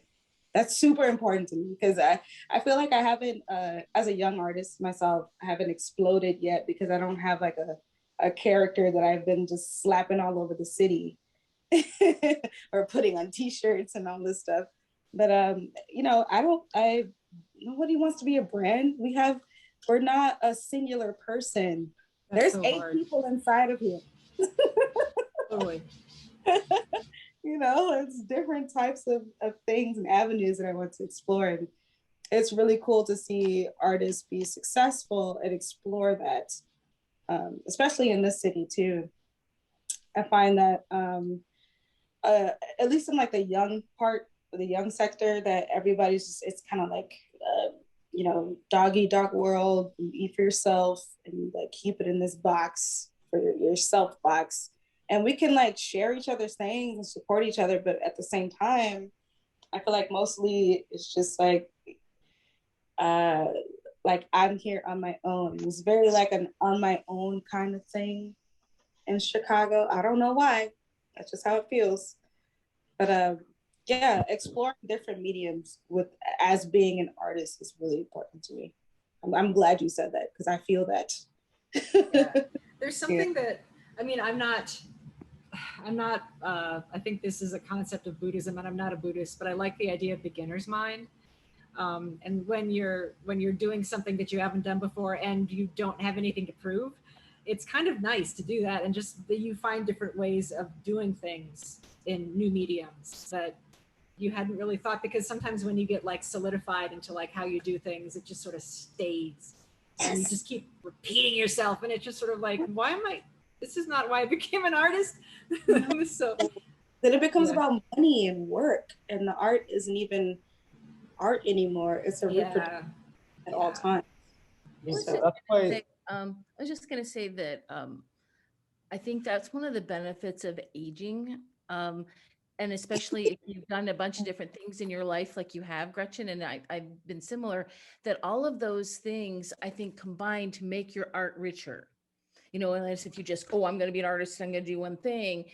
Sometimes, the art doesn't get as rich and is nuanced. And the fact that you have done a bunch of different things that are kind of odd and different, it makes your art better, gives it richer. And I think that just comes from time, Yeah, comes that from too. time. Definitely. It's one of the benefits of aging that I really love, is that you have all this experience, so it's coming for you, Toddy. Yeah, the thing is, that's another thing. Persistence is another, really. This is me being an elder and giving you advice. I Don't like give it. up. Like, persistence is like the biggest thing. Just stick with it. Keep I'm not doing gonna it, stop. make it I'm not happen. going nowhere. Good. That's cool.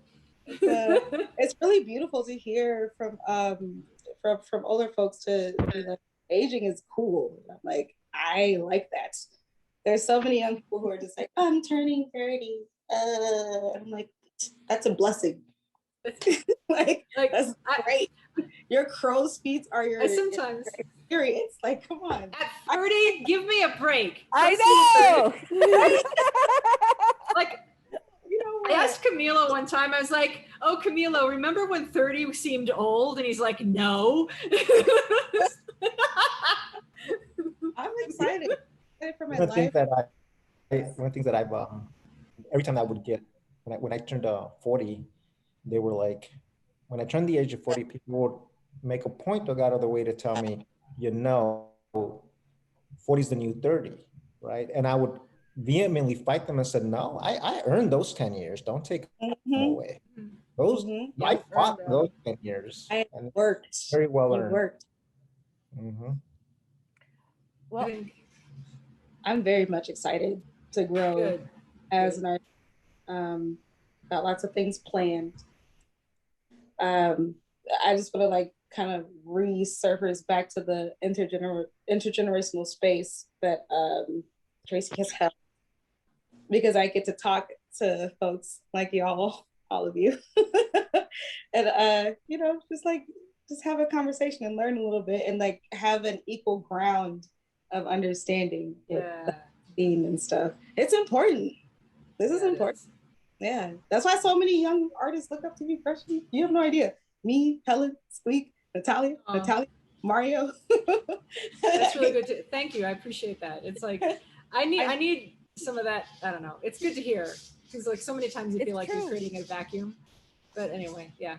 And on that note, we're going to wish you a happy day after your birthday. Thank you. On this month of AnySquared's 11th anniversary. And and happy birthday, and thank you for such a nice talk. And thank you everyone for coming, and thank you for sticking with us through all the technical stuff. Hi, Sam.